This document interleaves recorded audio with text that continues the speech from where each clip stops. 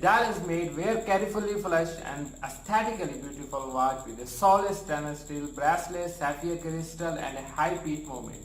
Overall, it's a good watch for the money, although I would prefer to see them put at the moment in a watch with a little more of an exciting dial and design, as I think the clean white is a little boring. Water resistance, so you can get it a bit without it running the watch. You get a true high-speed automatic movement. It has skeleton case pack that are screwed down and waterproof to 50 meters. Right now mine is running at 6 seconds fast per day, which is excellent.